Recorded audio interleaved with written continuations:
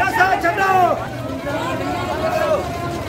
नशा छड्डो नशा छड्डो नशा छड्डो नशा छड्डो नशा छड्डो नशा छड्डो नशा छड्डो नशा छड्डो नशा छड्डो चिट्टा गोलियां जूत फेरो चिट्टा गोलियां जूत फेरो चिट्टा गोलियां जूत फेरो चिट्टा गोलियां जूत फेरो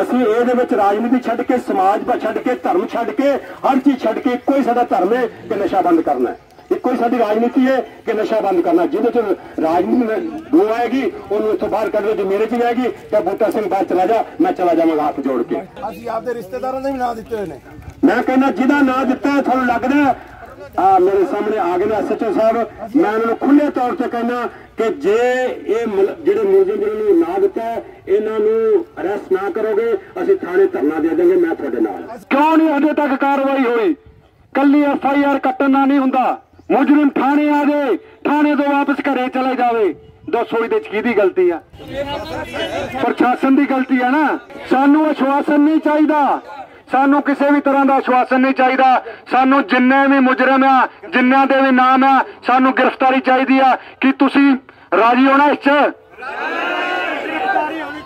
तो मैं उन्होंने दे अगे पर्चे एक SHO साहब नूं असीं 2021 की भी एप्लीकेशन दी सी 2021 च उसके खिलाफ एप्लीकेशन दी अज तक उस पर कोई कार्रवाई नहीं हुई असीं कहने मान लीए कि साडी 21 तरीक की एप्लीकेशन दी तो हुण कार्रवाई हो रही आ तो मैं साडे SHO साहब आए उन्होंने कहूँगा कि जिन्ने भी बंदे आ जिन्हां दे नाम लिखाए उन्होंने अरेस्ट किया जाए ते जिहड़ा भी बनदा इंसाफ है सानू इंसाफ दिता जाए ते नशे वालियां ते नकेल कसी जाए जमानती MCA लंबड़दार कोई जमानत करवाउण आउंदा ओहदा असीं सारे बहिष्कार करांगे हथ खड़े करके सौं खा रहे तुसीं सारे जाने नशे वाले दी खास करके चाहे आपका पुत भी हो जमानत करवाना उन्होंने भी असीं बहिष्कार करांगे साडा भरा होवे ओहदा भी असीं बहिष्कार करांगे सानू एक कदम चकना चौक पाना आ क्योंकि साडी नस्लों की लड़ाई है वीरो साडे बच्चों की जिंदगी का सवाल आ ये तो सरकारां चाहुंदियां साडे बच्चों के हाथ च कटोरा फड़ा दिता जाए कि बच्चे नौकरियां ना मंग सकन तुसीं वेखिया सरकारी स्कूलों च 10वीं तक बच्चे नूं फेल नहीं करते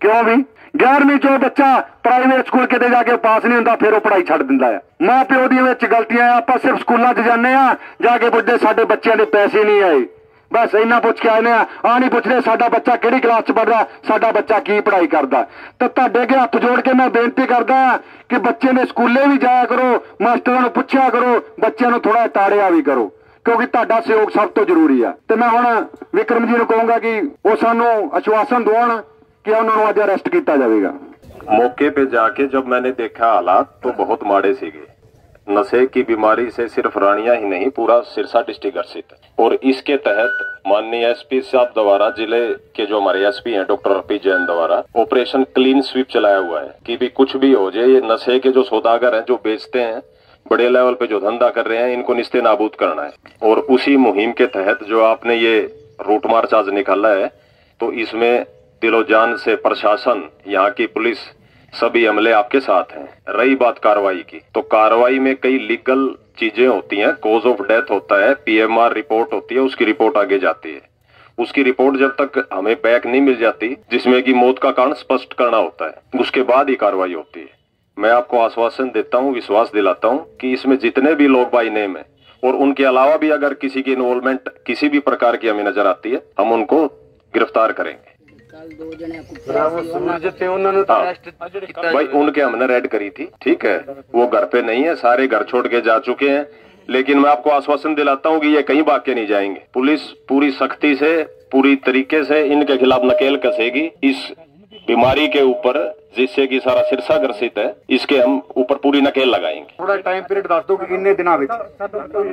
देखो, इसमें मैं क्लियर कट तो आपको ये नहीं कह सकता कि भाई जो है मैं आज शाम को ही कर दूंगा। वो पीएमआर रिपोर्ट की रिपोर्ट आगे भेजी हुई है, जैसे ही उसकी आ जाती है, क्योंकि हमने उसमें ये लिखा है कि भाई इनकी मौत जो है नशे के कारण हुई है। अब उसमें नशा आना चाहिए, क्योंकि गिरफ्तारी का मतलब ये नहीं होता कि पर्चा दर्ज हो गया, उठा के गिरफ्तार कर लिया। उसमें कुछ लीगल चीजें होती हैं, टेक्निकल चीजें होती हैं। जब उसकी मौत का कारण ये आ गया कि नशे के कारण हुई है, ताई वो आरोपी बनेंगे, तो उनको जल्द से जल्द गिरफ्तार किया जाएगा। इस चीज के प्रति आप निश्चिंत रहें। जितनी भी मेडिकल शॉप्स है रानिया में, इनकी मैं मीटिंग लूंगा। कुछ नाम आप हमें दें, आप मेरे से आके मिलो किसी भी टाइम, किसी भी वक्त। थाने में होता हूं मैं, और मेरे को ऐसे लोगों के नाम जो रानिया में इस मोहल्ले से अलग भी जो बेचते हैं, उनके नाम हमें दो आप। मैं तहे दिल से आप लोगों के साथ हूँ। मेरे को जितने भी इनके अलावा भी जो ये बाई नेम दे रखे, इनके अलावा भी अगर कोई किसी की इन्वॉल्वमेंट है, किसी भी मोहल्ले में, किसी भी गली में अगर बेच रहा है, मेरे को बताओ, बिल्कुल ठोक के कार्रवाई करेंगे। अगर कोई मुलाजिम किसी प्रकार की इन्वॉल्वमेंट मिलती है तो वो तो उसकी तो नौकरी चली जाएगी। इससे बड़ा तो खतरा उसके लिए कोई है ही नहीं। इस केस में जब हम गिरफ्तार करेंगे इनको, तो पूरी तफ्तीश से इनकी जो है पूछताछ होगी, पूरी तसल्ली से। उसमें ये कहां से लेके आया करते आगे से, किस कर्मचारी की इन्वॉल्वमेंट थी, किस प्रकार की थी, वो सबके नाम क्लियर हो जाएंगे। आप बड़े हो, मैं हौलदार हूँ या मैं मुंशी हूँ, मैं आज 5,000 ले बदनामी आपकी है ना। वो सारी चीजें मैं जानता हूँ, मैं समझता हूँ, मेरा समझ में आ गई सारी चीज। लेकिन मैं जो बात कह रहा हूँ, थोड़ा सा विश्वास तो करके चलो। एक बार पुलिस की कार्रवाई तक तो आने दो। मैं भी थे या तुसी भी थे ही हो, इसमें जमानत नहीं होगी कम से कम 6 महीने भी। थोड़ा विश्वास करो। ये बात इनकी सही है कि आप रिपोर्ट की वेट करो। वेट करने के बाद यदि इनकी कार्रवाई नहीं होगी तो फिर हम धरना लगा देंगे वहां। फिर कोई डील नहीं, मैं भी आपके साथ बैठूंगा। वाहिगुरू जी का खालसा, वाहिगुरू जी की फतेह। एसएच साहब ਜਿਹੜੀ ਗੱਲ ਕਹਿ ਰਹੇ ਆ, ਇਹਨਾਂ ਨੇ ਇਹ ਗੱਲ ਕਹੀ ਹੈ ਕਿ ਮੰਨ ਲਓ ਅੱਜ ਅਰੈਸਟ ਕਰਦੇ ਨਾ, ਜਿੰਨਾ ਚਿਰ ਰਿਪੋਰਟ ਨਹੀਂ ਆਉਂਦੀ, ਮੰਨ ਲਓ ਅੱਜ ਅਰੈਸਟ ਕਰ ਲੈਂਦੇ ਆ, ਅੱਜ ਅਰੈਸਟ ਕਰ ਲਈ, ਕੱਲ ਨੂੰ ਜ਼ਮਾਨਤ ਕਰਾ ਕੇ ਵਾਪਸ ਆ ਜਾਣਗੇ। ਰਿਪੋਰਟ ਤੋਂ ਬਾਅਦ ਉਹਨਾਂ ਦੀ ਜ਼ਮਾਨਤ ਨਹੀਂ ਹੋਣੀ। ਜਿਹੜਾ 304 ਦੀ ਧਾਰਾ ਹੁੰਦੀ ਆ, ਜੇ ਉਹਦੇ ਚ ਲਿਪਤ ਪਾਏ ਗਏ ਕਿ ਮੁੰਡਾ ਆਪਾਂ ਨੂੰ ਪਤਾ ਕਿ ਨਸ਼ੇ ਨਾਲ ਹੈ, सोसाइटी नशे ना बंदा, जे मान लो अज अरेस्ट कर दे तो कल नूं जमानत करा के वापस आ जाएंगे। जो रिपोर्ट आ गई, रिपोर्ट तो बाद उन्हां दी जमानत नहीं गी। रिपोर्ट 4-5 दी कहंदे आ, आपां 1 हफ्ते का टाइम दिन्ने इन्हां नूं, ठीक है जी, 1 हफ्ता। ਉਂਝ ਵੀ ਸਕੰਜਾ ਕੱਸੋ ਜਿਹੜੇ ਵੇਚਦੇ ਉਹਨਾਂ ਦਾ ਵੀ ਹੋਣਾ ਹੀ। सहमत हो तो दस दो, नहीं तो नहीं यार, गल खत्म। 1 ਤਰੀਕ ਤੋਂ ਪਹਿਲਾਂ ਰਿਪੋर्ट ਆਣੀ ਚਾਹੀਦੀ ਹੈ। हाँ जी, 1 तरीक तो पहलों ये कार्रवाई हो जाए, ना होगी तो आप पक्का धरना लावांगे। ਪੱਕਾ ਧਰਨਾ ਲਾਵਾਂਗੇ।